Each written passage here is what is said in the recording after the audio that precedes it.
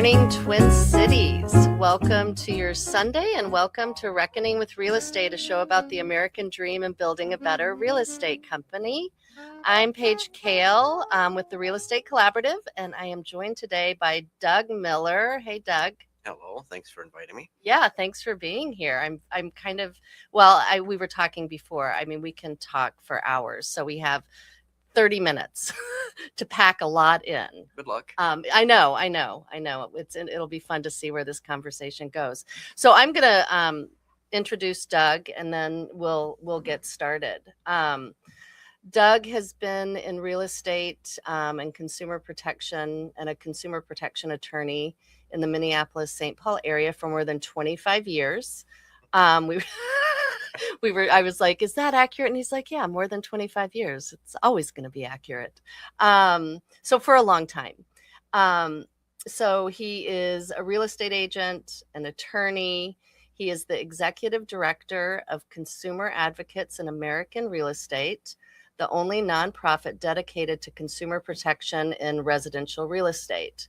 He's drafted an amicus brief, helped journalists write dozens of stories, filed numerous complaints with regulatory authorities, drafted numerous letters to legislators, and helped other nonprofits work on important consumer issues in residential real estate. He's advocated on behalf of consumers nationwide in regards to many harmful practices involving realtors and title companies, including dual agency and designated agency, price fixing of buyer brokerage commissions, which we are going to talk about because of the lawsuit that settled against the National Association of Realtors in 2024, secret bonuses paid by listing brokers to buyer brokers, pocket listings, aka coming soon listings or pre-listings, self-dealing, data hoarding through MLS and other arrangements, controlled business arrangements. So the long and short of it is you are fiercely pro-consumer. Yes. And you are fiercely, can we say, anti-realtor or anti, how do we say that? I'm against bad practices in residential real estate.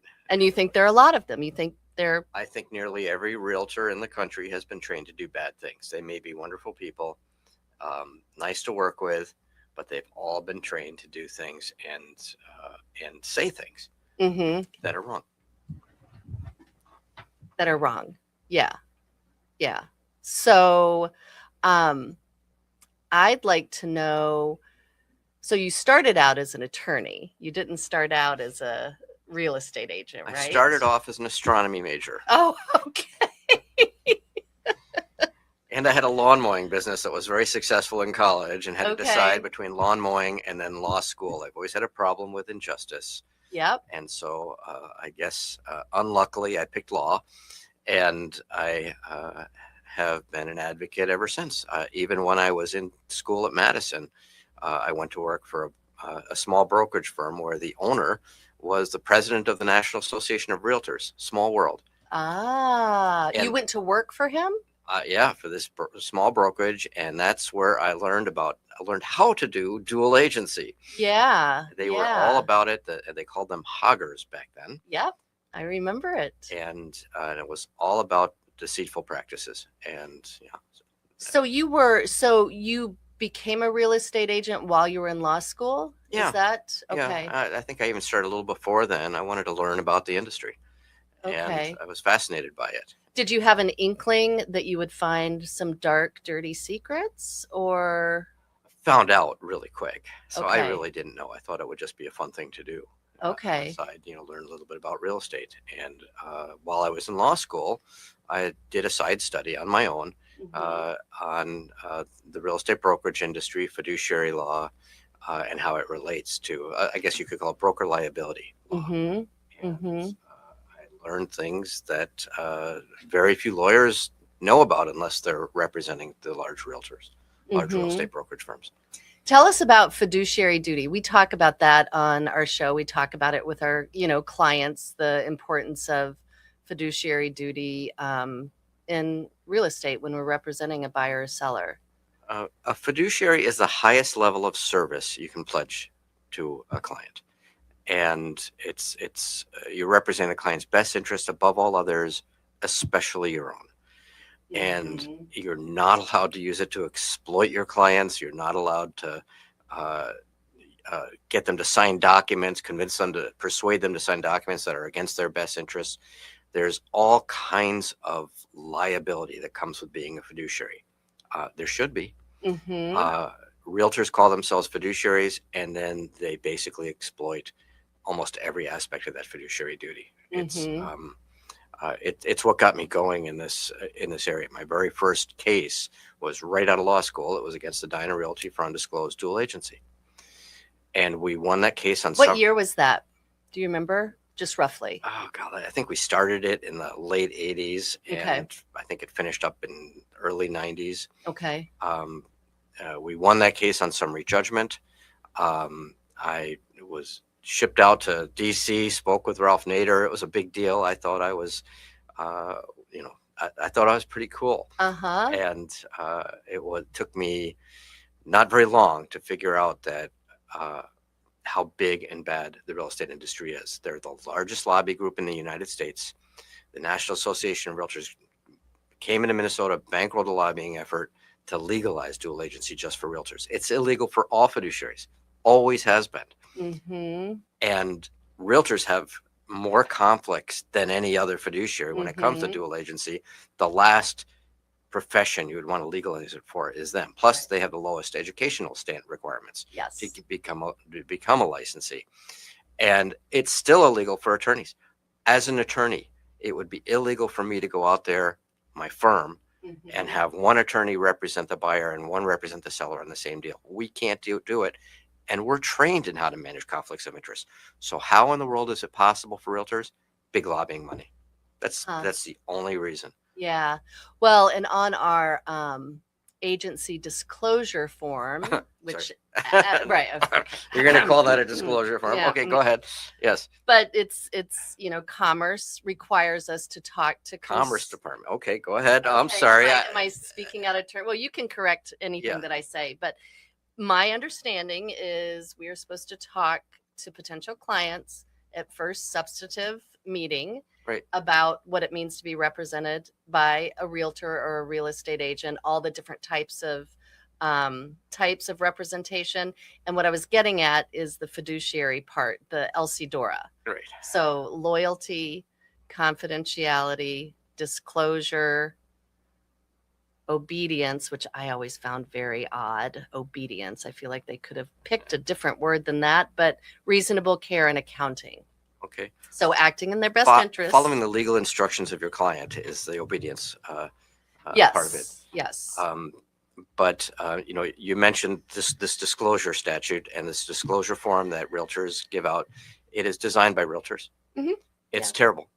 It omits a lot. Yeah. And for example, one of the best ways to represent a client, if you have a firm that engages in representing sellers and representing buyers, is called single agency.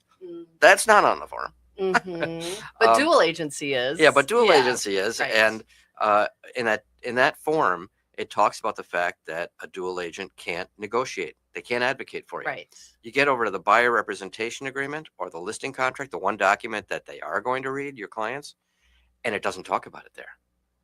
That's by design. Even the statute doesn't have it there. It doesn't talk about dual agency? It talks about dual agency, but it defines it differently. Mm. It doesn't say that you can't advocate to the detriment of either party. It doesn't say anything like that. They left that out. In fact, they warn you that if you don't do dual agency, you're not going to get to see homes. Right. And they warn you that buyers might not be able to see your house. That's the way when I was with a big box broker, that's exactly the way I was trained. Yeah. To get people to agree to dual agency. It's horrible. Like you don't have to agree to it, but then I can't show you any of our listings. And of course, we're still, I think they're still one of the biggest, brokers in the Twin Cities. Yeah. So it's a lie. It's misrepresentation. And it goes all the way to the Commerce Department and to the legislators that approve these laws. They're the biggest lobby group in the U.S., and I think they're even more powerful at the state level. And for them to be able to write a law like that is, it just boggles my mind that something like that could be legal. And in fact, I started a grassroots organization to try and stop dual agency laws from getting passed. And I'll never forget when the head lobbyist for Minnesota Realtors put his arm around me in a very condescending manner and said, Doug, your heart's in the right place, but no real estate related law is going to get passed in this state unless I sign off on it first. Okay, so that gets me to organized real estate. I mean, it does feel, and we've talked about this on the show a ton, it kind of feels like the mafia a little bit. What is a cartel? Yeah, yeah. Absolutely. Yeah, there's no question. I've been fighting it for a long time.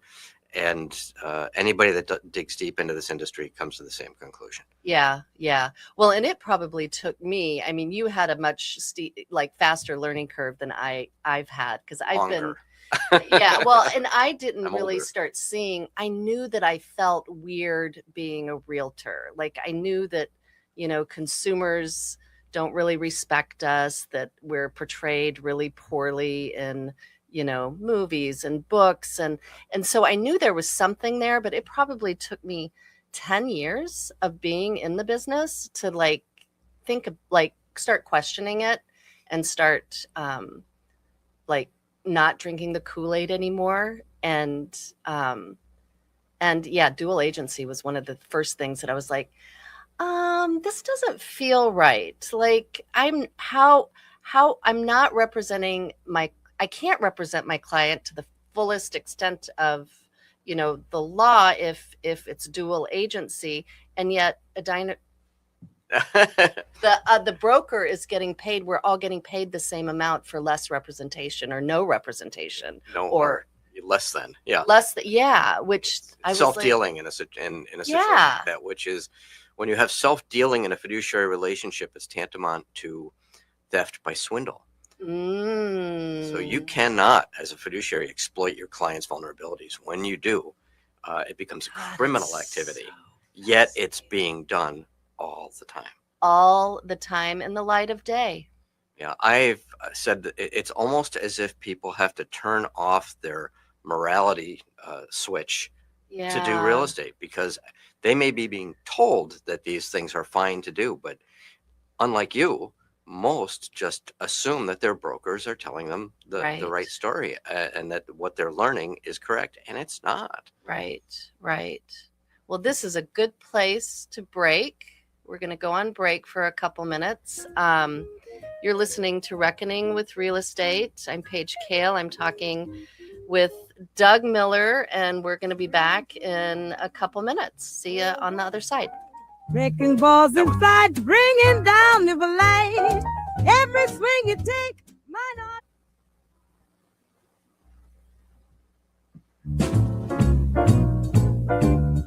Welcome back to Reckoning with Real Estate, a show about the American dream and building a better real estate company. Again, I'm Paige Kale, and I'm here with Doug Miller. Hey, Doug. Hello. And before the break, we were talking about dual agency, and we were talking about how the real estate industry is really the only industry where it's allowed, it's political, it's sanctioned, it's, how would you say it? It's legal. They legalized illegal activity. They legalized illegal activity, and they being the real estate lobbyists. Right. In order to get double commissions. Yes. Okay. Right. Oh, and that's a whole different discussion, but we're gonna stay with dual agency a minute. So what advice would you give to consumers who are looking to buy or sell a home regarding dual agency? Never agree to it. That means never use a big firm. And many realtors don't understand it. They're going to try and warn you, advise you not to do it. But remember, the advice they're giving you is tainted. Imagine going through the entire process. This agent who claims they're a great negotiator, they're going to advocate for your best interest through this whole transaction because they're your fiduciary. And then it gets to a dual agency situation, and all that goes out the window. They are legally prohibited from doing anything to the detriment of the other side. Think about what that means. Price advice, negotiating advice on inspections, you name it. They are out of the picture. And if they stay in the picture and they help you anyhow, that entire transaction could get rescinded. if the other side finds out that they were doing it. Mhm. So you don't want to expose yourself to that. There's no good reason to do it. They should be working with, a firm like yours, a small firm or mine, Mhm. and avoid dual agency. And it sounds self-serving, but there's a reason you and I do it this way. And Right. one of the biggest reasons is to avoid dual agency. It's a incomprehensible conflict of interest that makes zero sense. So avoid it. Don't agree to it. And there's really no advantage. There's only disadvantages to using big firms. The only advantage you're going to get is to get to pay more. Mhm. Mhm. Um, and I can remember, I mean, because I was with a big box broker for the first 15, 16 years of my real estate career, I was involved in dual agency all the time. So let's get specific for our listeners, because I think a lot of times consumers think dual agency is the same agent representing both the buyer and the seller, but it's much broader than that. Yes, and that little bit of misinformation is often generated from the realtors who don't know any better. I'll get you Mhm. another agent from our firm to represent you I have heard that. in Yeah. this transaction. Can't do it. Just Right. like with a law firm, you're not going to have one lawyer representing the buyer and another lawyer representing the seller. If you have one realtor from a big box real estate firm that is in Northfield helping Mhm. you on a transaction with the same brokerage firm, one of these big box brokerage firms in Stillwater, doesn't Mhm. matter. It's still dual agency. The Yep. broker still has a financial interest in making that deal happen and collecting a double fee. And the brokers are the one your contract is with, not the individual agents. In fact, if the agent were to leave the firm, you don't have a right to follow that agent, even if it's your brother or Right. spouse or whatever. Right. No matter what your relationship is, if they leave, you're still stuck with that firm. So the contract is with a firm. And if the firm is representing the buyer and seller, it's dual agency, and it's just as bad as if the same agent's representing both Yep. sides. So what do you do in your practice? Because you represent both buyers and sellers, correct? Mhm. Like we do. Okay.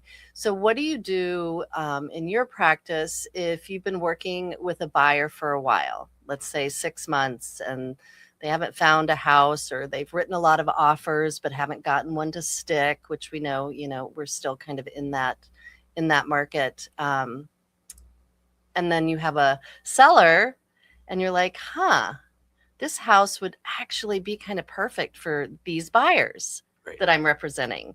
So then how do you manage that? If that scenario comes up, my clients all know in advance that I can't represent either side. I have to withdraw. Mm, And so I can refer them to someone. But when I refer someone, I don't collect a referral fee. I yeah. just send them to somebody else. Realtors always collect referral fees, almost always. And I there's just no good reason. I'm a small firm. It's not going to happen very often. Right. I'm one of the top 100 realtors in Minnesota. I don't really call myself a realtor. He has a badge on right now. He has a hat on that says it. I mean, don't let him fool you. Right. When I represent people, I represent them as a lawyer. Yeah. The only reason I have the broker's license is to access the MLS and all their tools. So as far as my contracts are concerned, I represent them as a lawyer. Oh, So it's very interesting. different. So your contracts, like buyer representation and listing contract, is totally different than what we use. What I Absolutely. Yeah. use. Yeah. It's customized and it's designed to. I want it. Yeah, I you want to see it. Yeah. Doug. Happy to show that to you. It's designed to basically counteract all the bad things that are in the realtor firms. I mean, you take a look at these realtor listing and buyer broker firms, you can't even cancel them.